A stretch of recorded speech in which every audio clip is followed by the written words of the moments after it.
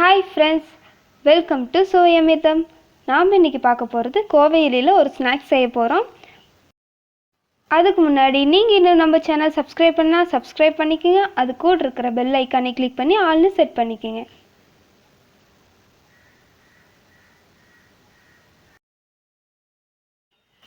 கோவையிலேயே பார்த்தீங்கன்னா அப்பக்கோவை, ராமக்கோவை, கோவை கீரை என பல பெயர்கள் இருக்குது.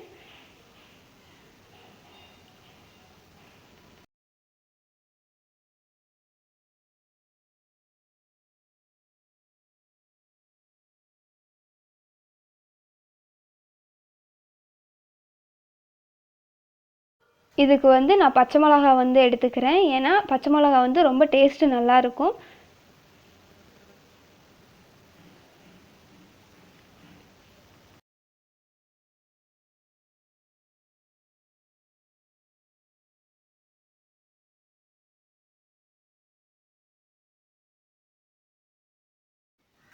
ராகி எடுத்திருக்கேன். ராகி பார்த்தீங்கன்னா நான் சின்ன படியில் அரை படி எடுத்திருக்கேன். இது 2 டம்ளர் வரும்.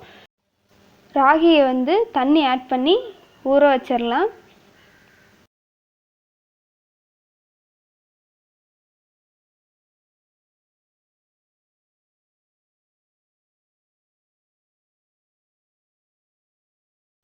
ராகியை 5லிருந்து 6 மணி நேரம் நல்லா ஊற வச்சு எடுத்துக்குங்க.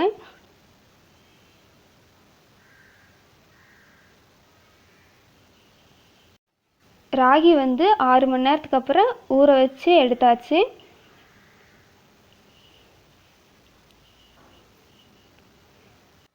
மூணு 4 டைம் நல்லா வாஷ் பண்ணி எடுத்துக்குங்க.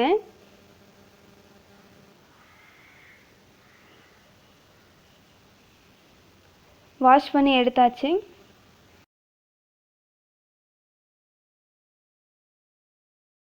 தேவையான பொருட்கள், நான் ஏற்கனவே பறித்து வச்சுருந்த கோவையிலையை நல்லா வாஷ் பண்ணி எடுத்து வச்சுருக்கேன். சின்ன வெங்காயத்தை பொடி பொடியாக நறுக்கி எடுத்து வச்சுருக்கேன். தேவையான அளவு எண்ணெய்.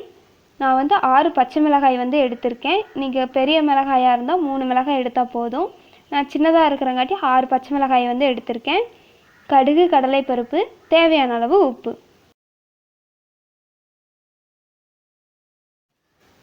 ஊற வச்சிருக்கிற ராகியை ஆட் பண்ணிடலாம்.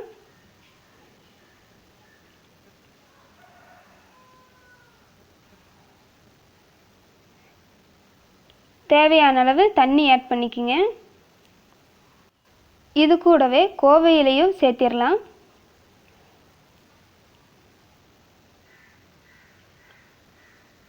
தேவையான அளவு உப்பு.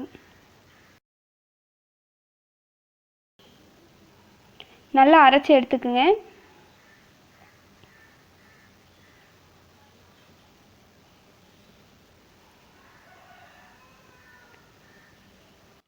கோவையிலையும் ராகியும் நல்லா அரைச்சாச்சு.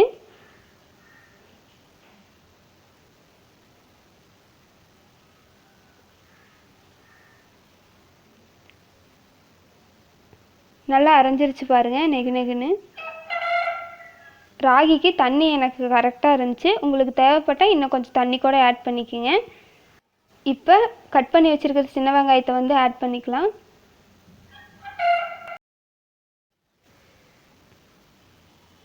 பச்சை மிளகாயும் கட் பண்ணி எடுத்து வச்சுருக்கேன், அதே ஆட் பண்ணிக்கலாம்.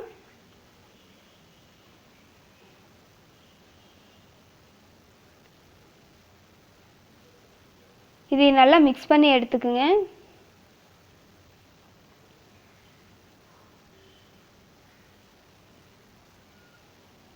எனக்கு இந்த அளவு கரெக்டாக இருக்குது. உங்களுக்கு கொஞ்சம் தண்ணி ஆட் பண்ணணும்னு தோணுச்சுன்னா இன்னும் கொஞ்சம் கூட தண்ணி ஆட் பண்ணிக்கோங்க.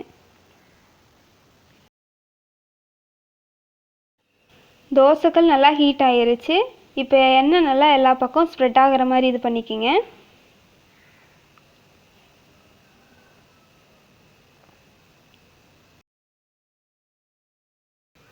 கொஞ்சமாக எண்ணெய் ஊற்றிக்கிங்க. இது கடுகு, கடலைப்பருப்பு பொரியறதுக்காக. எண்ணெய் நல்லா சூடாயிருச்சு. கடுகு, கடலைப்பருப்பு ஆட் பண்ணிடலாம்.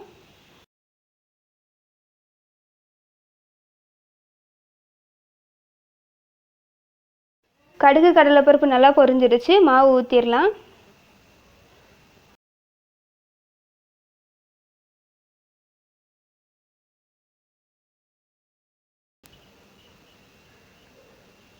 இதுக்கு மேலே கொஞ்சோண்டு எண்ணெய் ஊற்றிக்கங்க. நெய் ஊற்றி செஞ்சிங்கனாலும் சூப்பராக இருக்கும் டேஸ்ட்டு.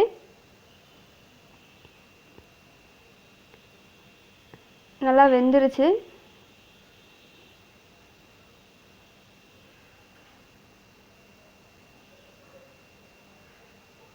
திருப்பி போட்டுடலாம்.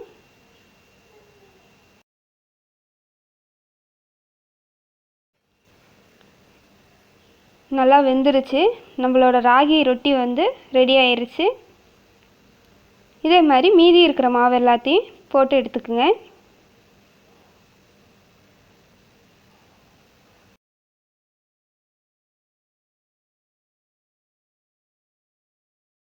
கோவிலில் பார்த்தீங்கன்னா குளிர்ச்சி தன்மை இருக்குது. அது வந்து கண்ணு குளிர்ச்சியை வந்து உண்டாக்கும். உடல் சூட்டை வந்து சமநிலையில் வச்சுருக்கோம். கோவையிலேயே ஒரு கைப்பிடி அளவு 3 வேளை சாப்பிட்டு வந்தீங்கன்னா இரத்த சக்கரை நோய் வந்து குணமாகும்.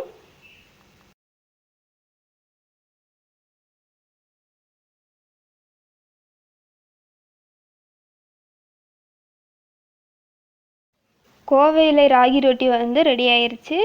நம்மளோட ஹெல்தியான சுவையான கோவை இலை ராகி ரொட்டி வந்து ரெடி ஆயிருச்சு.